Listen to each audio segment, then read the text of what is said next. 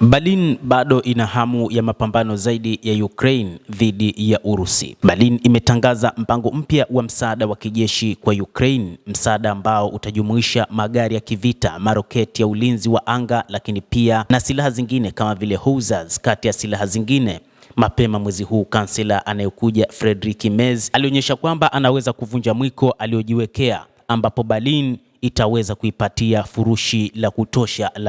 la silaha Ukraine ili tu iweze kupambana na Moscow.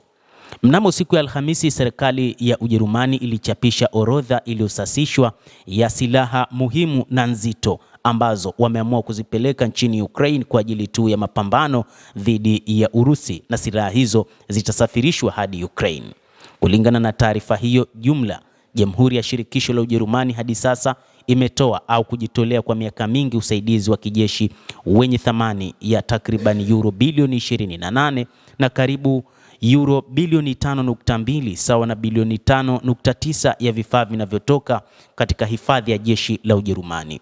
Ujerumani imeamua kutoa silaha zake zilizopo wakati huu na imejitolea zaidi badala ya kutoa kama mkopo kama ambavyo Donald Trump alivyoingia tu madarakani alitaka malipo dhidi ya Ukraine.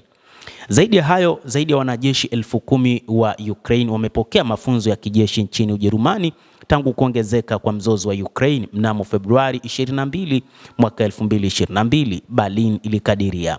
Kundi la hivi punde linajumuisha makombora mazito, lakini pia inadaiwa hata yale makombora ya Taurus, makombora ya masafa marefu, huenda yakapelekwa nchini Ukraine kwa ajili tu ya mapambano dhidi ya Urusi. Ikumbukwe makombora ya masafa marefu ya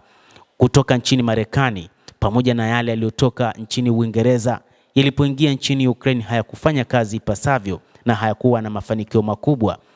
huku wakifikiri kwamba pengine makombora ya Taurus yangeongezeka yangeweza kufanya jambo, lakini hayakuwezekana. Kundi la hivi punde linajumuisha magari yaliyolindwa yanayostahimili risasi na mizinga ya Leopard 2 ambayo hata wakati wa kipindi vita inaanza yalipelekwa kwa wingi, pamoja na bunduki na makombora ya kujiendesha ya Gepard ya mifumo ya ulinzi wa anga ya Iris-T SLM, nayo pia yatapelekwa nchini Ukraine kwa ajili tu ya kumlinda Volodymyr Zelensky ambaye yupo katika hali mbaya katika uwanja wa vita na ambaye mara kadhaa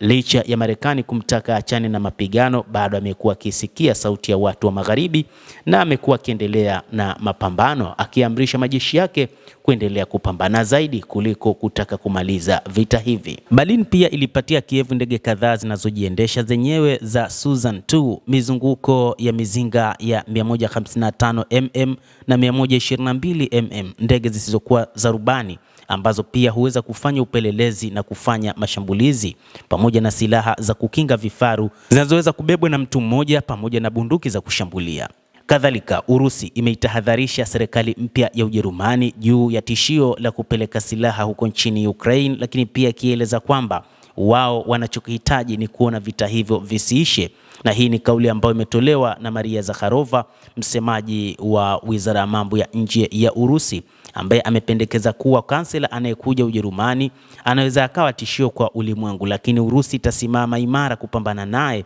kama ilivyopambana kabla ya ujio wake. Katika mkutano wa mawasiliano wa Ukraine mjini Brussels, waziri wa ulinzi wa Ujerumani Boris Pistorius alitangaza mipango ya kuchangia vifaa vya kijeshi kwa Ukraine kwa mwaka 2025. Na mchango huu utajumuisha mifumo minne ya ulinzi wa anga ya Iris-T, makombora 300 ya kuongozwa, rada 100 za uchunguzi wa ardhini, mizinga 100,000, lakini pia reconnaissance karibia 300 na magari ya kivita, lakini pia na mizinga 15 ya Leopard na mifumo 120 ya makombora ya kukinga ndege. Akizungumza na kituo cha ARD Jumapili iliyopita, Merz amesema anatarajiwa kutangazwa rasmi kuwa kansela mnamo Mei 6, akidokeza kwamba anaweza kupeleka makombora ya Taurus hadi Ukraine. Taurus ina umbali wa kilomita 500, moja kati ya makombora ya masafa ya kati ambayo yanaweza kaishambulia Urusi. Kansela wa sasa Olaf Scholz alikataa mara kwa mara maombi ya Kiev